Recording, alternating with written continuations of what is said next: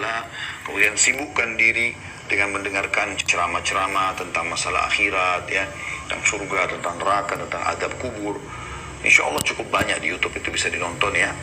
Kemudian berdoa kepada Allah Subhanahu Wa Ta'ala agar Allah istiqomahkan dalam kebaikan. Dan yang terakhir, tinggalkan komunitas yang membuat Anda lemah. Jangan lagi berteman sama teman-teman yang buruk-buruk ini, ya, yang mengajak pada kemaksiatan kepada Allah Subhanahu Wa Ta'ala. Selanjutnya dari hamba Allah, laki-laki 32 tahun dari Medan, karyawan swasta. Assalamualaikum warahmatullahi wabarakatuh. Ustaz, saya merasa ibadah saya mulai kendor. Bangun pagi menjadi sulit. Bagaimana caranya agar semangat ibadah saya bangkit lagi? Pertama, taubat kepada Allah. Ini biasa sebabnya dosa. Jadi yang paling pertama Allah angkat dari seorang hamba yang berbuat dosa adalah kenikmatan ibadahnya. Tepat waktu sholat, zikirnya, baca Qur'annya itu akan hilang karena dia ada dosa. Tobat dulu. Kemudian yang kedua, mirip dengan saran saya tadi kepada penanya sebelumnya, ya, jauhi komunitas-komunitas yang memang membuat kita jauh dari Allah. Grup-grup WA, apalah segala macam ini, jauhi semuanya itu. Ya, jadi usahakan agar berkumpul sama orang-orang yang soleh saja. Kalau perlu lebih baik imannya daripada kita. Kemudian juga jauhi semua sebab-sebab. Di sini sulit bangun untuk ibadah ya. Sebab-sebab misalnya begadang tanpa udzur gitu kan. Tidurlah lebih cepat. Ya. Ini juga termasuk. Dan yang terakhir adalah coba baca keutamaan-keutamaan ibadah yang sedang Anda mau kerjakan. Misalnya mau sholat malam, baca keutamaan sholat malam. Supaya Anda terdorong untuk ya melakukan ibadah tersebut. Dan dari seorang akhwat 48 tahun dari Bogor. Assalamualaikum warahmatullahi wabarakatuh. Mau nasihatnya, saya bingung dengan tujuan hidup saya. Saya janda cerai hidup, tak punya tempat tinggal, masih hidup menumpang. Apa yang harus saya lakukan Ustaz agar hidup banyak, punya manfaat dan tetap istiqomah di jalan Allah? Terima kasih jawabannya. Ibu jalani seperti apa adanya. Jangan merasa kecil hati, jangan merasa putus asa. Kalau ibu dulu cerai karena ibu salah pada suami, tetap atau mantan suami, bahasakan kepada dia mohon maaf dan Anda bertobat kepada Allah. Sisanya Anda jalankan kehidupan ini dengan semampunya. Yang penting jangan ada pelanggaran agama. Itu saja sebenarnya, ya.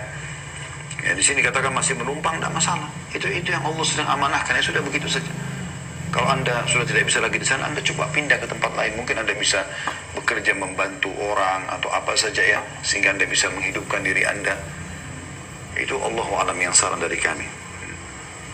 Mungkin dua pertanyaan terakhir ya.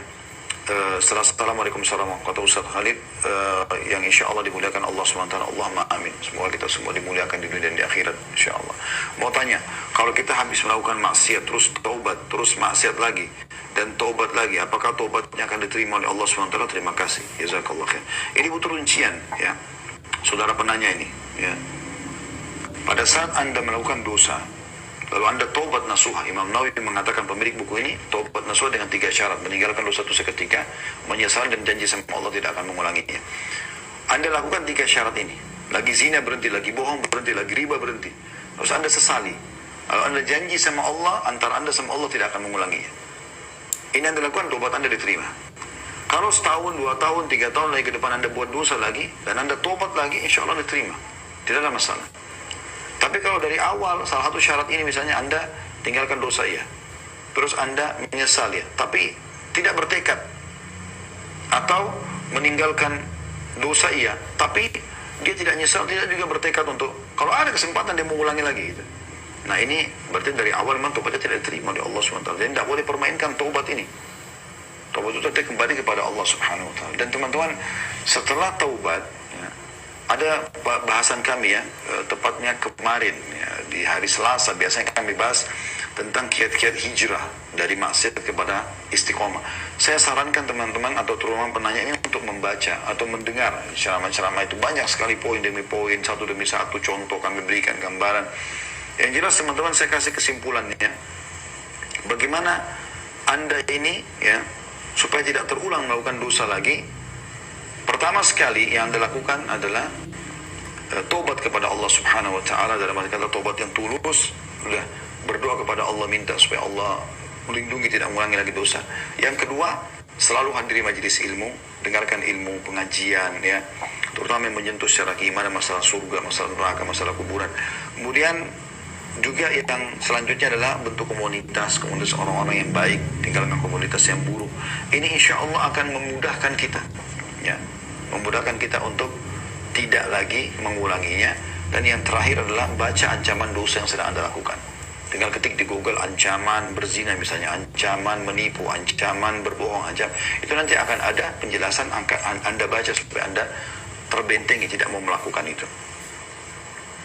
Yang terakhir adalah dari Vera, seorang akhwat 33 tahun dari Jateng, penuntut ilmu. Assalamualaikum warahmatullahi wabarakatuh. Barakallahu fikum Ustaz Khalid wa fiki barakallah. Mudah-mudahan juga diberkahi ya Ukti Vera. Doakan kami semua agar selalu istiqamah dalam iman dan Islam hingga akhir hayat kami. Allahumma amin. Semoga Allah kabulkan. Kami pun membutuhkan doa itu insya Allah. Pertanyaan saya yang pertama, setelah maksimal berdoa kepada Allah dan memaksimalkan usaha, namun kenyataannya hasil yang diraih terindikasi ada kecurangan yang terorganisir sehingga menghancurkan harapan kami, maka bagaimanakah sikap yang terbaik? Mengapa Allah Subhanahu wa taala mengizinkan kecurangan tetap terjadi? Astagfirullah wa atubu ilaih. Maafkan pertanyaan saya Ustaz. Saya pribadi memberikan jawabannya. Ini kalau Anda mau tanya Ustaz lain silakan. Saya selalu melihat kalau Anda pada saat mau menikah, Anda mau bekerja, Anda mau partner bisnis, Anda mau mulai mendaftar di satu kampus untuk sekolah, kuliah misalnya. Kalau Anda kembalikan kepada Allah dengan istikharah, dengan berdoa kepada Allah, saya sangat yakin, dan ini terjadi sering kali kami rasakan itu, pasti ada gambaran tentang apa yang kita minta itu. Misal, tiba-tiba kita dengar informasi tentang calon pasangan kita nih selingkuh, durhaka sama orang tuanya, atau terbalik. Mungkin dapat informasi walaupun kita tidak menemuinya misalnya, tapi dapat informasi dari orang lain, orang itu soleh, orang itu soleha, orang itu bakti sama orang tuanya, orang itu begitu dan begitu. Begitu juga dengan tempat kerja kita, partner bisnis yang mau bergabung, gitu kan?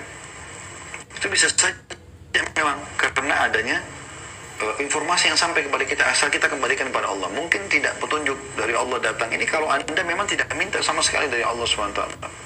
Seperti itu. Sehingga Allah SWT membiarkan dengan keadaan kita gitu ya. Ini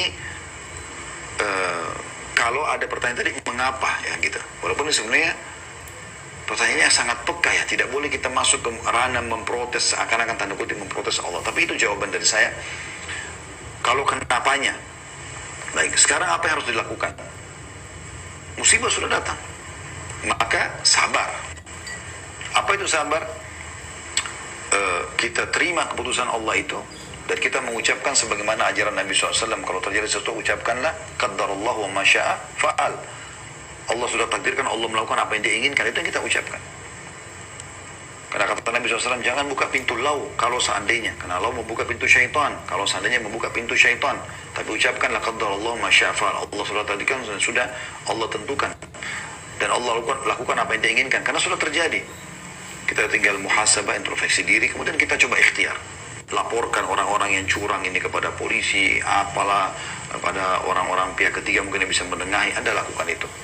Dan yakinlah, kalau Anda benar, Allah SWT akan menolong Anda.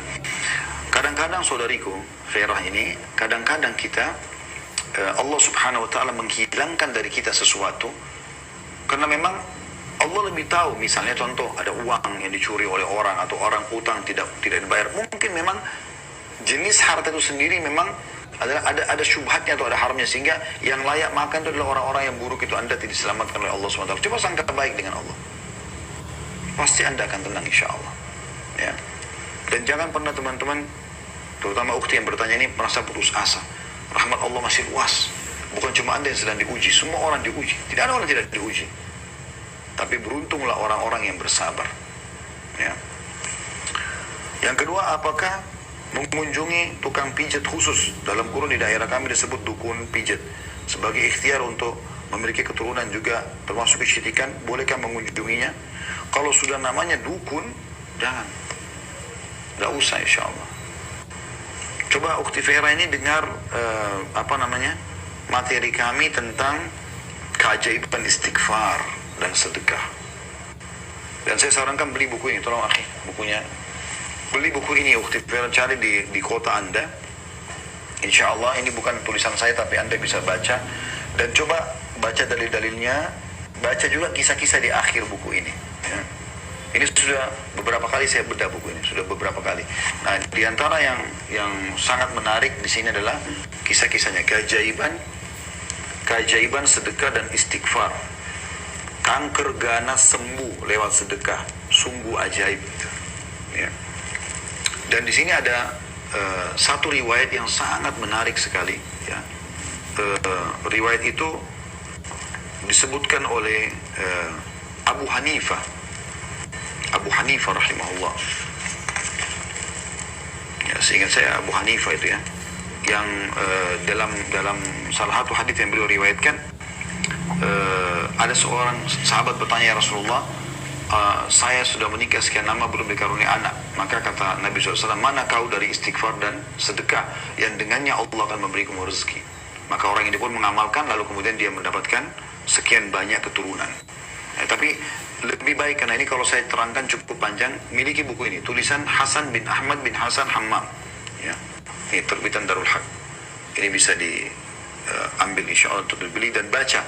Ini buku luar biasa. Setelah saya bedah berapa kali, di setengah lembaran pertama membahas tentang keajaiban sedekah dengan dalil-dalilnya, setengah lembaran selanjutnya itu membahas tentang masalah istighfar. Allahu a'lam. Bagi ini bahasan kita teman-teman, semoga bermanfaat. Kalau benar dari Allah, kalau salah dari saya, mohon dimaafkan. Subhanakallahumma bihamdika, asyhadu an la ilaha illa anta, astaghfiruka wa atubu ilaik. Wassalamualaikum warahmatullahi wabarakatuh.